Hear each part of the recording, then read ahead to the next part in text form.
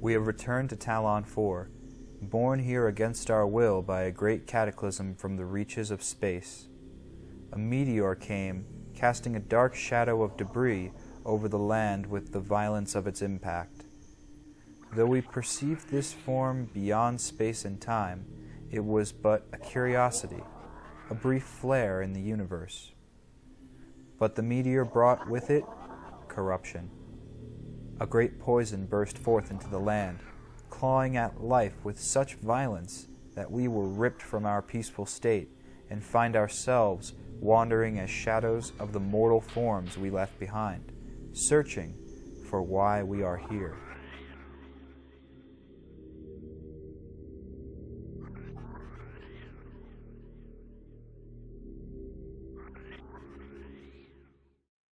Hello again, everybody. It's me, DeoGenZ. And last we left off, we defeated foie gras. Oh, and then we fell in the water. But thankfully, it's not poisonous anymore, you notice? Haha, it's because we defeated that evil beast sitting amongst the fountain of purified water that was not so pure when it spurred its roots into the system. I don't know what brought that monster there, but the Chozo definitely spoke of it in their logs. Ah, freaking spherical electric balls, just so hard to deal with in a narrow hallway. The only way to phase those things is hitting them with a charge shot, and obviously hitting them with a charge shot in an area where there's not much room to move, since they get magnetized to that as well. It's, it's difficult.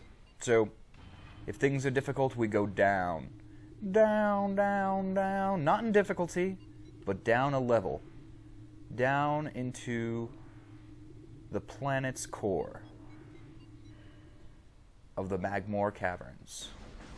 Not sure if it's really the core, but we are getting further and further down. Look, we're still going down into the planet. As you could speculate from the name, Magmoor Caverns, it's got a ton of magma. Yeah, too much lava, not a place for Vlad Z. And that door? That's a save room. You're gonna want to hit that up. I cut it out because you don't need to see the save animation, but think of how unfortunate it would be if you were, say, I don't know, felled into a pit of lava where you couldn't get out, you couldn't find any solid ground to step on that wasn't lava or magma or an enemy.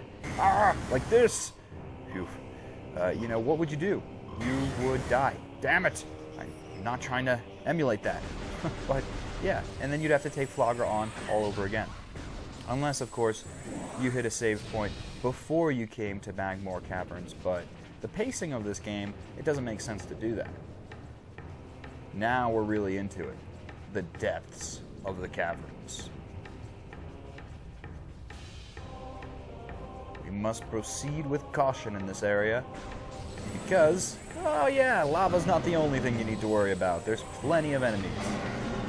Metroid Prime provides you with plenty, whoa, be careful of those things, of opponents, big and small, to take on your adventure.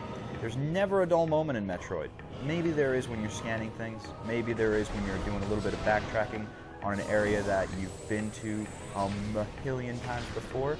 And, okay, a charge shot, a missile won't work, so I'm gonna say, Morph Ball Bomb! See? It's that special substance, whatever that rock mineral material is, completely gives way to our power bombs. It's perfect. So when it comes to these innocuous-looking floating puffer dudes, they are actually explosive gas mines if you run into them with any sort of physical means. Morph ball, power suit to the face. Well, those don't really have any sort of face to them, so anywhere on the orb that you poke them, they explode. And that works for hitting them with bullets. So the idea is to hit them from a distance, eliminate them all at once, far, far away, and then you can go in when the area is cleaned up and gas-free, because that is the worst thing to do, is not fully get rid of those freaks, or this one, and have them upset your progress because you're getting killed by gas clouds. The noxious fart fumes are too fearsome for you to cross. And these little buggers, I don't even know what these are called. I know the other things are puffer mines, but these power ball or morph ball grabbing, power bomb eating fools. You know, they are easy to deal with if you know how, and the simple thing is, don't let them eat you up in your morph ball form. They don't actually eat you, no digestion takes place, thankfully. But they will grab you and throw you to the beginning of where you entered that morph ball zone, so it's a very annoying thing to do if you're trying to make forward progression.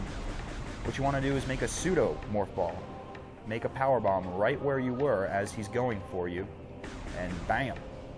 He'll usually eat the morph ball bomb, try to deliver that to the exit, but the timing will just not be on his side, and he will explodify. So it's a wonderful thing. A wonderful, wonderful thing in this world, the world of which is always changing. I also love that about Metroid Prime, specifically how wonderfully executed all these worlds are.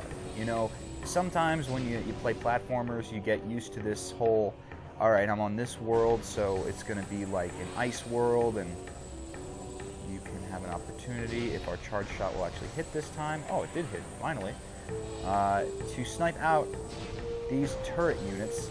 I believe there's 4. Alright, that didn't seem to work. Crap! Thankfully that did. I think there's 4, one on each side of this metal lava oil rig, it appears to be. It's mining for lava. It's making obsidian halls right now. Goes lad to Minecraft or something. Yeah, but they're a far easier enemy to deal with from a distance. Same sort of thing with those absorby balls, those spheres that love when you do a charge shot, because then they will, oh good, you can't blast through boxes. That makes a proper shield. I don't know why charge beams are not hitting me. That looked like dead on. I know our reticle wasn't red, but I was pointing right at him. Okay, so maybe that would be something to note on minor gripes of this game. I really, you know, off the top of my head, I can't think of anything that is too terribly awful about this game that would make you want to turn away from it, other than the fact that if you're completely against backtracking, this is not the game for you. I don't even know why you'd consider Metroid if you're not into backtracking, because Metroid's always been, even in the 2D platformer world, a backtracking type of adventure. You need to die! Oh, I don't need to die. Jeez. Right, you know, I don't want to get a shot off on that thing if it means I burn to a crisp in lava. Freaking A, man! So with this whole game, you're going to notice there are no delineated worlds. There's no signposts that say, hey, you're here now. Oh, you're still fucking alive?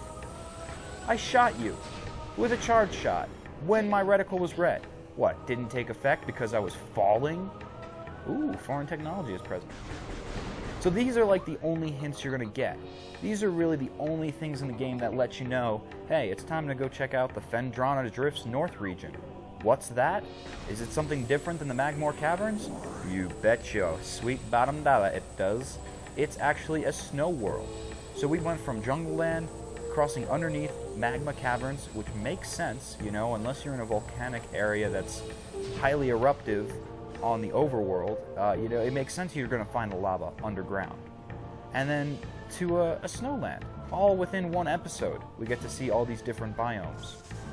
More the last episode you got to check out the Chozo Ruins, kind of jungly, distraught area of demons like Flagra.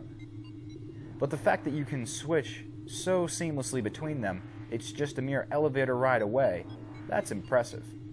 I really appreciate that the developers did that. You know, it's nice that you have this world integration. You're not just running about something that's a stagnant environment. Look at that. Even the environment is destructible here in some cases. So things make sense in the world that you're in. You know, in the Chozo Ruins, we had a lot of Chozo statues, a lot of things we could interact with on that front. Probably a lot more things we could destroy once we get some new power-ups. But even some of the missile expansions that we got, you know, opening up locked chamber ruins, these things make sense, and it's very satisfying to see them put into the game and executed so superbly.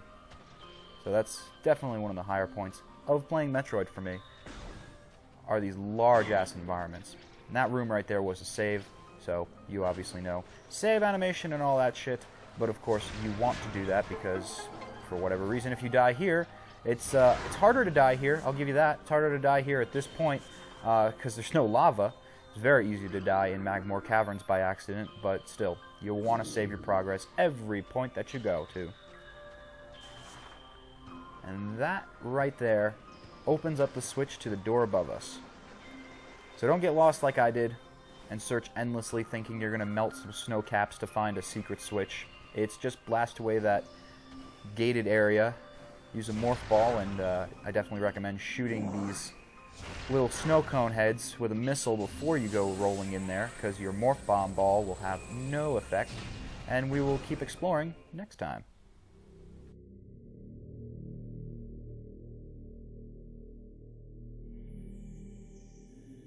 Many Chozo are gifted with the distant sight, and even more begin to learn it as our harmonization with the universe becomes more and more complete. We peer forward, seeing prophecy in the ripples of the water, hearing rumors of coming days on the breath of the wind. Though we celebrate the distant sight, many of these visions are dark. The worst of these prophecies, and the most common, tells of the coming of the worm. Born from parasites, nurtured in a poisoned womb, the worm grows, devouring from within, until the world begins to rot. Not all prophecies come to pass, of course, but we cannot help but fear this dark, potent